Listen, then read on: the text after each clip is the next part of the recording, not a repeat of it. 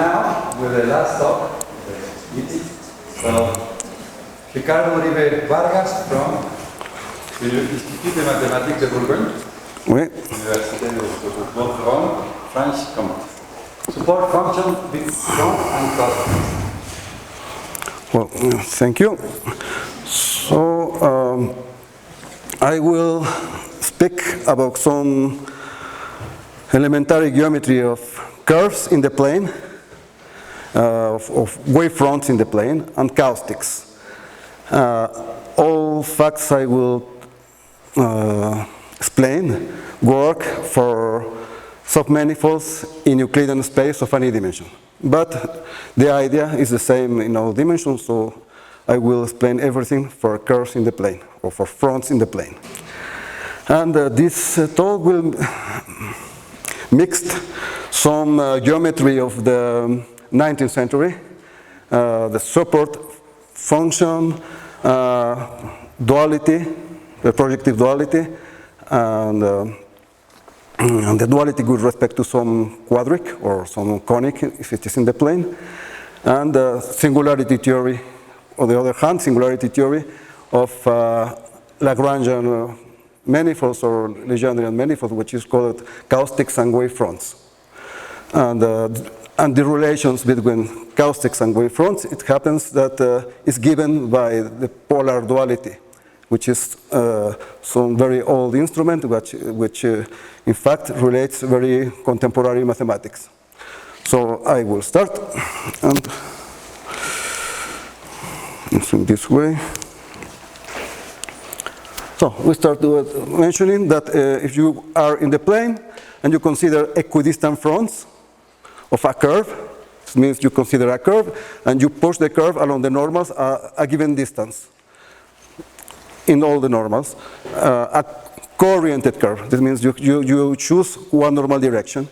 Then the equidistance forcefully must have singularities. It's unavoidable, unless you have a straight line.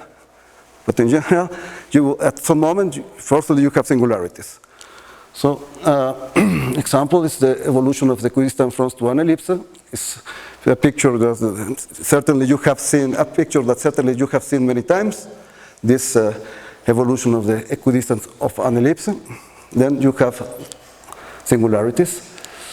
And some properties is that all equidistants have the same set of normal rays, or normal lines. I speak about rays thinking in optics.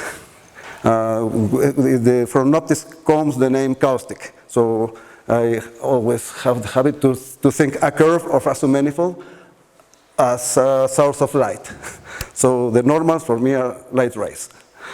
The caustic of all these equidistants, which have all the same system of normals, is called the evolute. And this caustic, or this evolute, is the envelope of the set of normal rays, but is also the union of singularities of the equidistant fronts.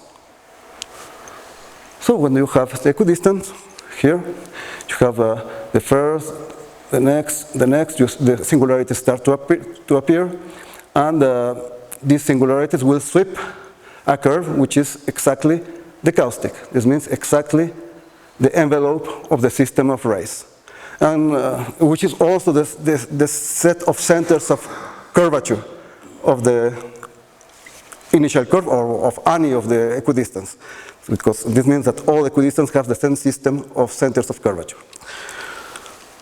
So in the plane time, this means I can consider the propagation by the equidistants at velocity 1, and then for time and distance will be the same thing, and then I can consider the plane time space. It's a three-dimensional space, and I can consider then the surface formed by all equidistants in this space, which is what you told extended space. So here we have a surface which is called the big front of the set of all equidistants. This surface has also the structure of a wavefront and the typical singularities of a wavefront, which are capital H and swallowtail points. In this case, for the ellipse, you have 4 swallowtail points. And so we have the initial front, which is the ellipse, then the equidistance, and then we have this big front. In any wavefront propagation, the big front has the same structure and can be constructed in the same way. This means there are many ways of propagate fronts, not only by equidistance. So, well, I have not the time to explain how this happens, but people knowing that what is contact space and what is a Legendrins of manifold, when you move Legendrins of manifolds, the projections have singularities. In the projection are the wavefronts, and does not matter how you move your Legendrins of manifold, this will produce a propagation of wavefronts, and does not matter what is this propagation of the wavefronts. The singularities of the wavefronts will produce the caustic. And then we have, then this is general picture. You have the physical space, the fronts propagating, and then you consider the space-time, you have these singularities. This is in general. Well, we will consider only the equidistant wavefront. So then a tool to study the equidistance is a very old tool, which is called the support function. And this function is determined by any convex curve, or in general, if you are working for surface in R3 or a hypersurface in Rn, is for any convex hypersurface. And this function has a very simple definition. And it's important is for co-oriented curves or for co-oriented fronts. It means at each point you have defined a normal direction which changes continuously along the front. So this is the definition. The function h is just the algebraic distance.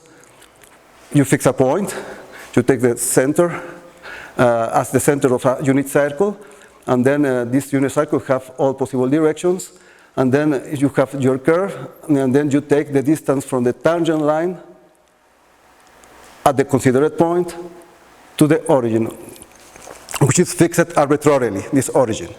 So this support function is not completely intrinsic, because it depends on the choice of this point O. But does not matter. There are a lot of properties of the curve which are provided by this support function. And so the definition, which since it's this projection, this algebraic distance, is given just by this formula, when n is the normal at the considered point.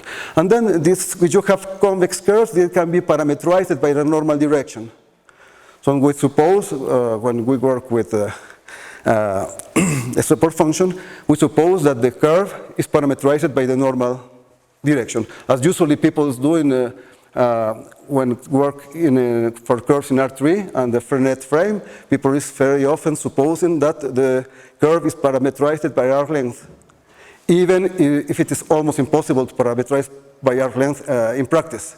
For instance, for an ellipse, you have to integrate an elliptic integral, and then even an ellipse cannot be parameterized by arc length. So, but it's very useful to use this supposition. So, example, the support function of the circle of radius r centered at the point AB is just this function. The next is very simple. It's really exercise of one line to calculate this, just by the definition of just by this definition. You write the equation of the circle, you make the inner product, you get immediately this formula. So it's a trivial example.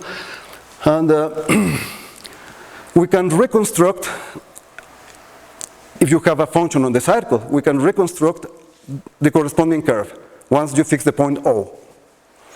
So there is a reconstruction, and the most simple way to do it in the case of the plane is to consider the plane as the plane of complex numbers to make more easy the calculations. And then in this case, the normal can be identified with exponential of I theta. And the normal which co-orient the curve. So the plane curve determined by the azimuth function on the circle is just given by this formula. Very simple. And once you have the function, you have the corresponding curve. And the very interesting thing is that if you add a constant to h, you can put this constant multiplied by the normal. And this means you get a new parameterized curve, which is the original curve plus some constant multiplying the normal. This means the equidistant curve at distance c,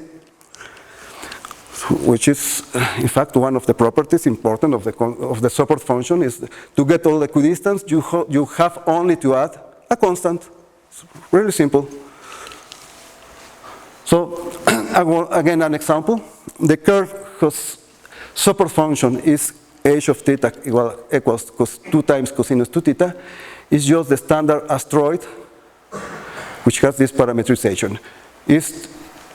You put h in this formula, and you get this. Again, a calculation of very few lines. And for people who don't know what is an asteroid, I explain what is an asteroid. You consider a circle of radius r, and you consider a small disk of radius small r equals big R over 4. Then you make the small disk to roll inside the big one without sliding. So you will have a curve which it will be closed because the radius is 1/4 of the big one. So this curve is an asteroid. This asteroid has this parameterization, and its super function is just cosinus 2 theta multiplied by 2. So when we have the functions, things are really simple. And then if we add a constant to this function, we will get the equidistance of the asteroid. The constant positive or negative. Of course, the asteroid, we have to consider co-oriented asteroid.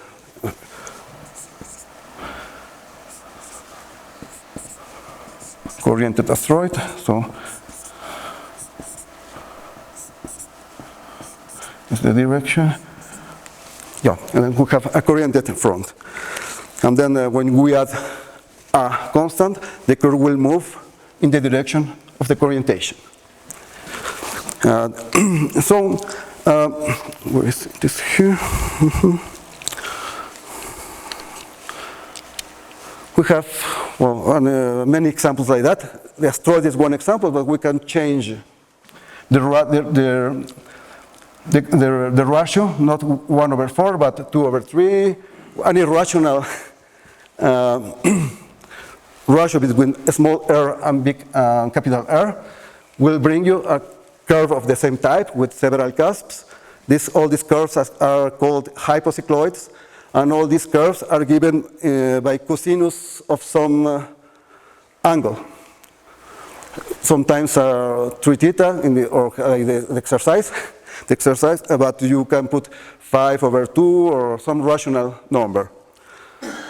So the answer to the exercise is the deltoid.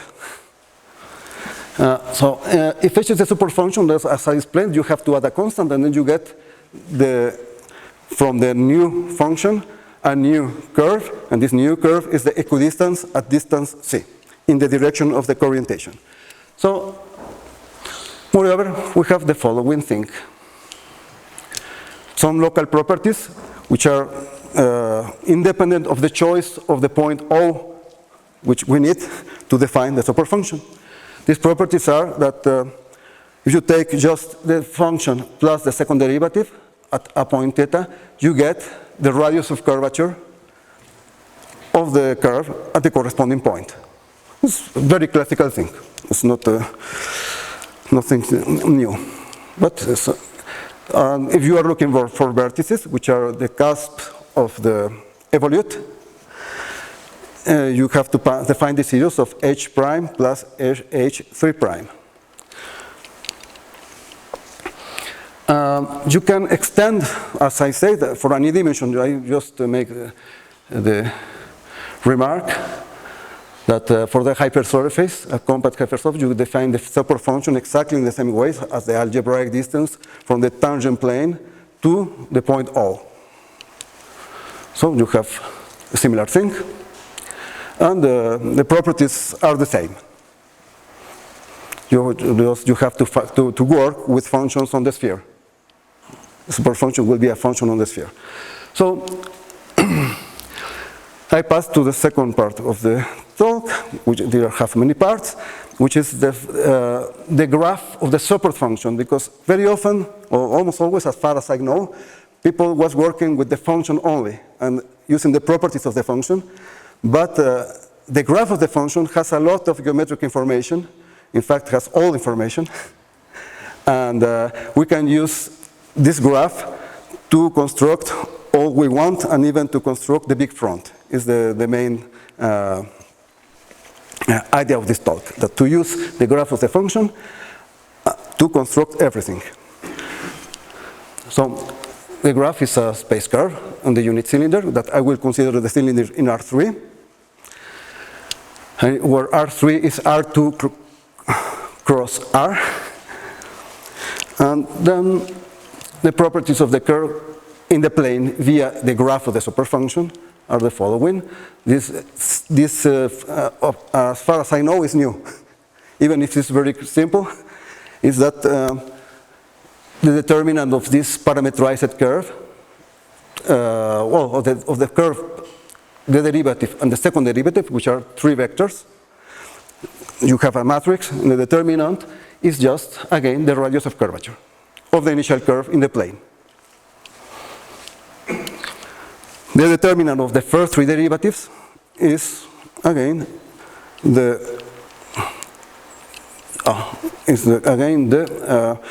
first derivative plus the third derivative, which provides the vertices of the original curve. And in fact, this means that this curve, gamma, will have torsion 0 points, or what is called flattening points. The fact that the first three derivatives are linearly dependent means that the torsion is 0. So torsion 0 points of this curve corresponds to vertices of the original curve in the plane. And moreover, the osculating plane of this curve in the cylinder intersects the z-axis at the point of coordinates equal to the radius of curvature. Here, the radius of curvature has sign because our curves are co-oriented. It's important. If the osculating circle stays in the same side of the orientation, the radius is positive. If the osculating circle stays in the opposite side of the orientation, the radius is negative. It is well known that if the plane curve has inflection, which is in general not considered by people working with superfunction, because if the plane curve has inflection, it's not more convex. And it's for this reason that they work only with convex functions, with convex curves. So you will have not more a function, you will have a multivalued function. And you have a correspondence of inflections with cusp, as is usually in projective duality. And in fact, we will see, this is also locally a projective duality. And the dual space of the plane is known, that is again a projective plane. This means the set of lines in the projective plane is again a projective plane. But the set of co-oriented lines in the plane is not more a projective plane, it's a cylinder, which is our cylinder. So this is a duality again. And this means it's not strange to have to pass from inflections to cusps. And then Arnold called this object, it's not more a function, it's not more the graph of a function, he called this quasi-function, and he considered it interesting to work with them. But I'm working not with the function, but with the graph of this quasi-function. So, all about properties generalize, as I mentioned, for submanifolds in Rn, and for the corresponding objects in the cylinder, which will be Sn minus 1 cross R. Arnold discovered, which is one of the motivations of this work, that the space of jets on the sphere and the space of contact elements on the Rn are naturally diffeomorphic and contactomorphic.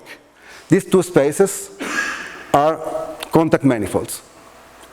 Well, just for people who don't know what is a contact manifold, don't care, I will mention some things about contact manifolds, but most part of the talk will remain in elementary things of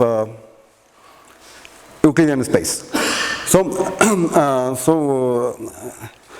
I hope that even the non-specialists will learn something here, but the specialists also will catch maybe new things. So these two manifolds, the space of jets and the space of contact elements of Rn are contact manifolds, which are contactomorphic, and this contactomorphism explains all classical properties of the fronts in terms of the superfunction. So this manifold, which is the same, they are I consider these two manifolds as one manifold, which is a contact manifold, has two natural Legendrian fibrations.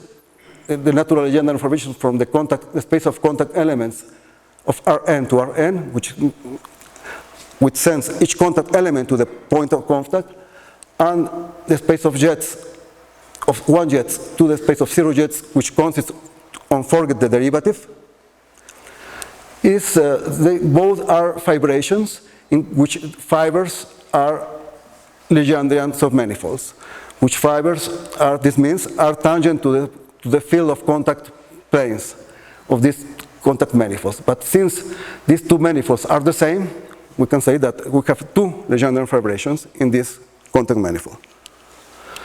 Also, the set of cooriented contact elements tangent to a point, this means passing through a point of R2, form the Legendrian fiber over Q of this fibration. This fiber is topologically a circle. We consider simply a point in R2, the contact elements cooriented are all possible lines which are cooriented. It is exactly a circle topologically. So this circle is the fiber over the point. And this but we can project this circle on the other fibration. This means you can project to G0, which is the cylinder. And then what we get is something which is here, over this point we have this fiber, which is topological circle, but it projects here to a plane section. And the same way, if we consider here in this point all the non-vertical contact elements to the cylinder, we get a fiber here, which projects here on a line. So in the geometry of the cylinder, the lines are the circles obtained, the plane curves obtained by planes passing through the origin. Similarly to the Lobachevsky space, you know, you have the hyperboloid model, and the geodesics are the curves obtained by all planes passing through the origin. Here is the same, which we take all curves obtained by the planes passing through the origin, it will play the role of lines. And these lines are the dual to the points here in the plane. So this is we have this duality, and I will consider both the plane R2 inside the space R2 close R, and the cylinder also lives in this space. This space is exactly the space of zero jets of R2R, which is R2 cross R, simply. And well, this is the more or less explanation which explains the duality, and again, this explanation holds in all dimensions. So it does not matter the dimension, you will have this duality, and all local properties of projective duality will repeat here. So it will be not surprising to have, for the cost of Gauss or Godron of a surface in R3, when we apply this for one dimension more, that in the cylinder of higher dimension we will get some swallowtail. Then it becomes trivial disk. Well, this plane, which gives the curve, has a very simple construction. I will explain how to construct this plane. And this plane is precisely obtained in terms of the projective duality given by some quadric. I will explain which quadric. So I pass to the next. What is? Well, next part, which is Legendre transformation and polar duality. So in general, if you have two planes with the coordinates xy and x hat, y hat, we can write this equation. And if you fix the value of x hat and y hat, it provides a line in the plane xy. But you can fix the value of x and y, and then you get a line in the plane x hat, y hat. So this is a usual duality, point and line. One point in one plane determines a line in the other, and reciprocally. So the variables xy then, x hat, y hat, parameterize of lines transverse to the y direction. This means non-vertical, because when we fix these values, we have a line with real slope, not infinite slope. So it means non-vertical. And reciprocally, we have the same thing when you consider all points xy, parameterize the lines transverse to the y direction. And observe that when we put x hat equals x and y hat equals y, we get a parabola. And precisely this duality given by this equation, exchanging point and lines, when these planes became the same, because you don't need to consider that they are always different, we can make coincide these planes, is precisely the duality with respect to a parabola, which has a very simple construction. So this duality, point line, is the polar duality with respect to a parabola, which is this one, when the planes E and E hat coincide. This is a construction. It's very simple. If we have a point exterior to the parabola, to the convex part of the parabola, you take the two tangents, and you get a line, which is the polar line.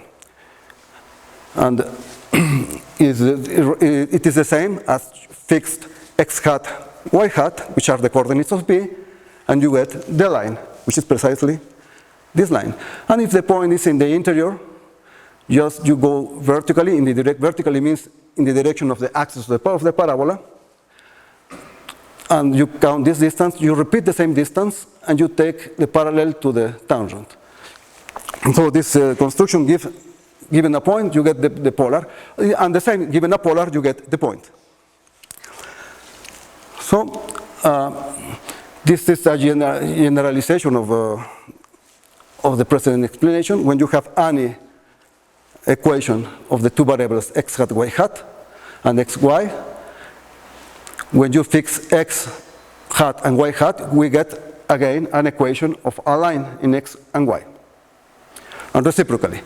So the planes have the same role. This, by the way, this explanation is in a very old book of Felix Klein, and surely for many books on the end of the 19th century. And so that many of the things are not more considerate in the present books.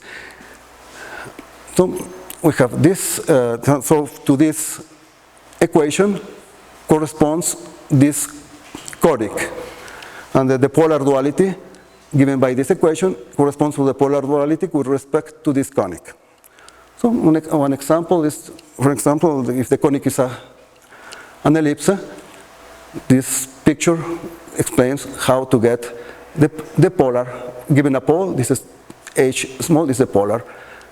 And all lines through a point have poles which are over a line. So The same polar duality holds for quadrics in n space. In particular, I am interested in the three-dimensional case. I will use it. And then in example, how many time I have?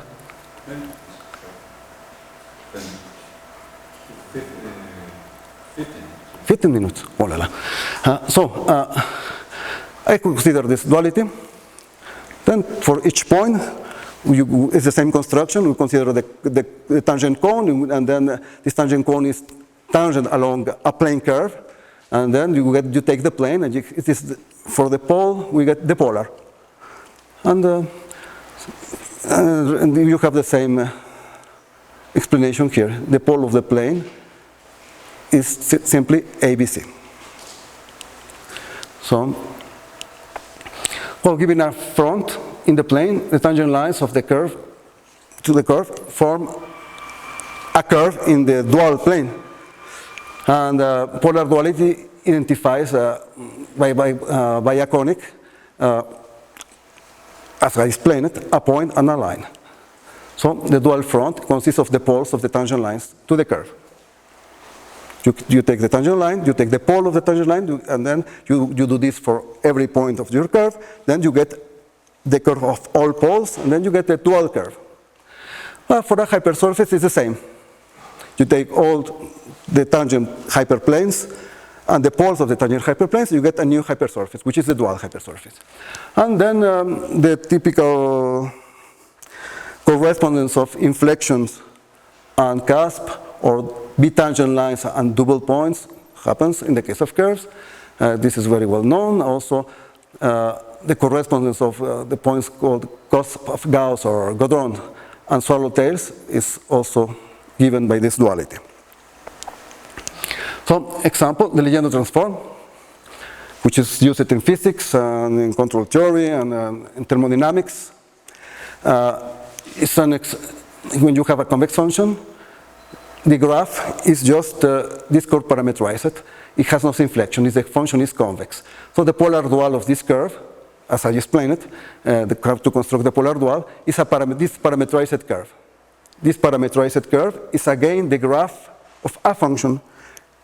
This function is precisely what is called in mathematical physics the Legendre transform of f. So the Legendre transform is just this duality with respect to the parabola. And in higher dimensions is the same. The Legendre transform is a duality with respect to the paraboloid. And the construction is the same, and the formulas are the same.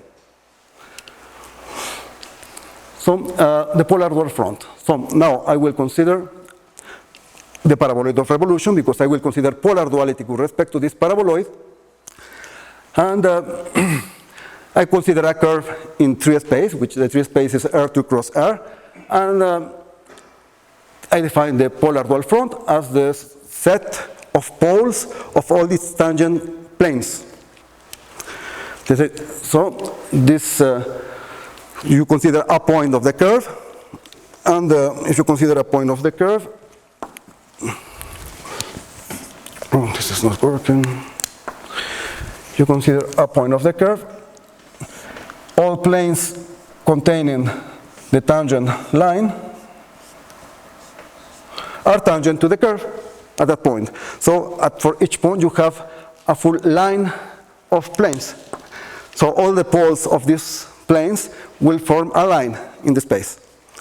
So the surface that we obtain is formed by lines, and even more.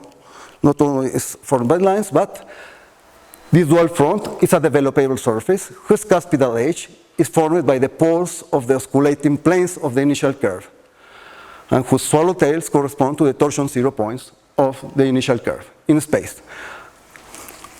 Does not matter which is the curve, which is a smooth curve, we have these properties. We will consider the particular case of our curves in the cylinder. So we will apply these remarks to the curve in the cylinder, which is maybe the graph of a superfunction, but in general I can consider any curve or any front in the cylinder. For example, this. We can accept this curve in the cylinder, which is even not a quasi-function. because you are not given the tour around the cylinder. For this curve in the cylinder, you have this initial front in the plane. So this is by the geometric construction I will provide. Then we can generalize to almost to any object in the plane or to any object in the cylinder. And the properties are the same. This means if I move this object vertically, just adding a constant, I will get all the equidistants of this plane curve. Oh, sorry. And it is done here. It was the initial curve, and it are the equidistants in space-time, which are defined here. And this construction here, this is given by the following theorem. This curve, this surface, in fact, is the union of all the polar lines. That means it's the polar dual front, and the sections in time equal constant corresponds to the equidistance. And this means that this polar dual front coincides with the big front that we considered in the beginning. So this provides a construction, and also this provides there's some relations with the polar dual front, which is related to the contact geometry, Legendre singularities, and the propagation of the plane front and the caustic. You see the projection of these caspital edges are precisely the components of the caustic. So then we have this theorem, the projection of the caspital edge of the polar dual front on the horizontal plane times the value of the time is the caustic of gamma, and the section of this polar dual front at height s is precisely the equidistant front of gamma at distance s.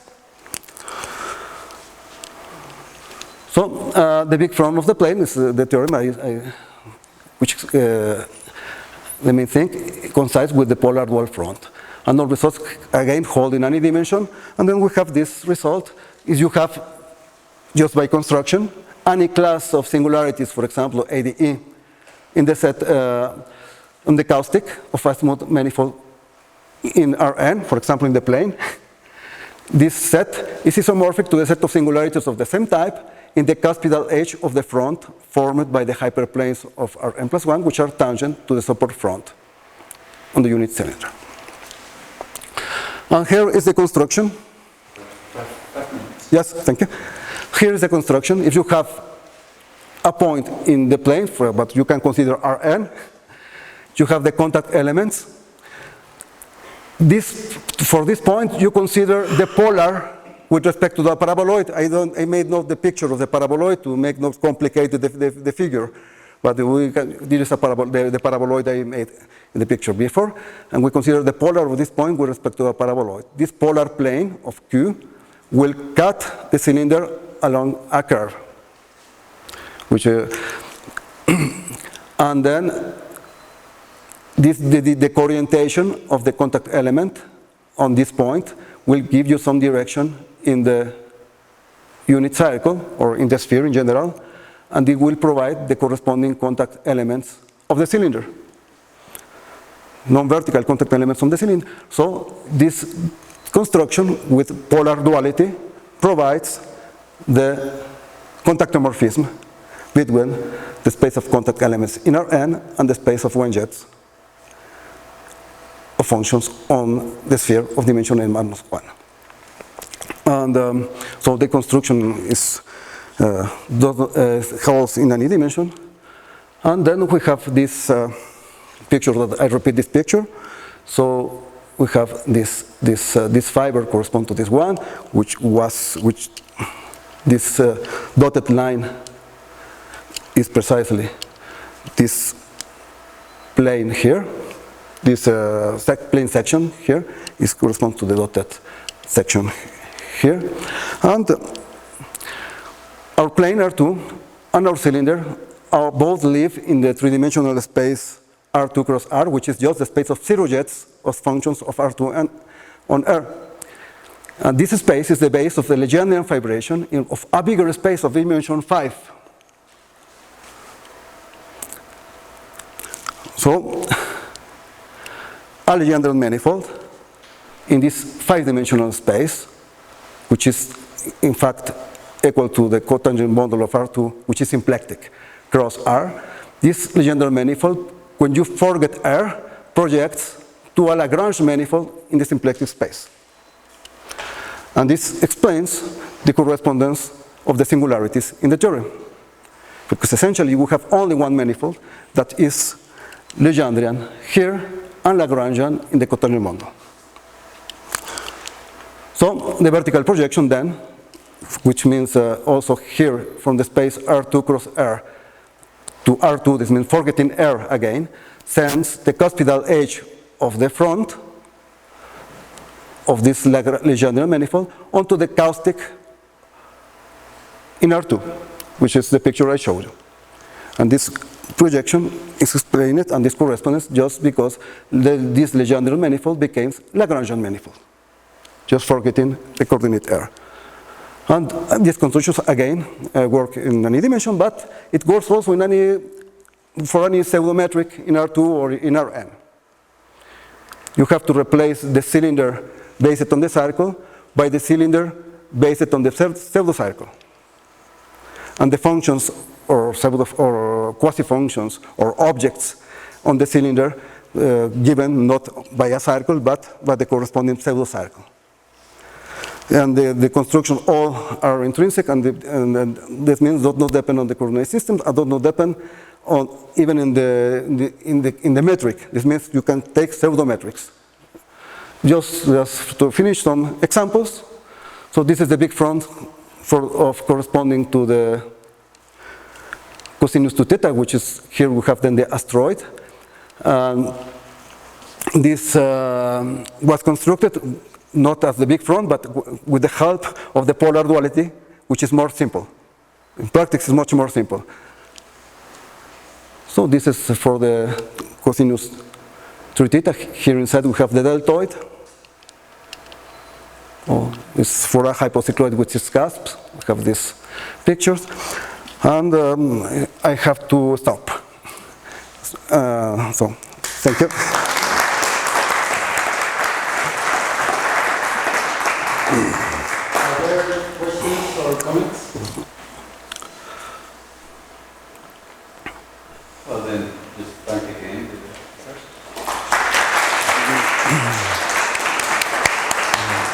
Sorry, I forgot, but I want to thank in the name of all participants to the organizers for this very nice conference and for this very nice time. So thanks to the organizers.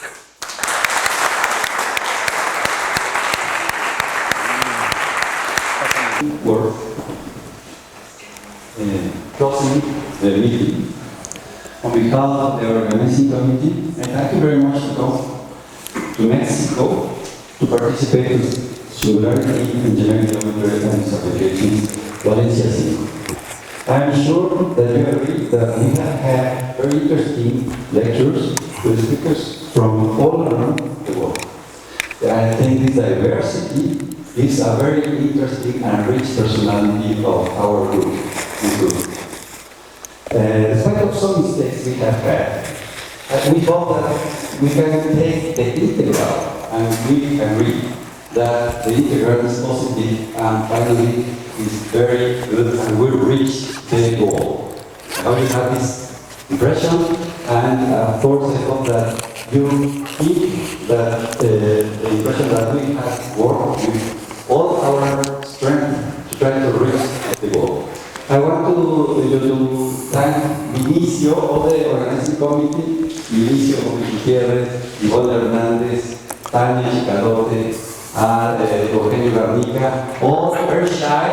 They haven't want to talk here, I'm not going to talk here, but they are very shy, but they work hard. And I ask you to related what you are doing with Michał. Michał, use this support function. You remember Michał? Michał? Zwierzyński. You met him in Valencia. Use this support function to improve isometric inequality, and he has the isometric equality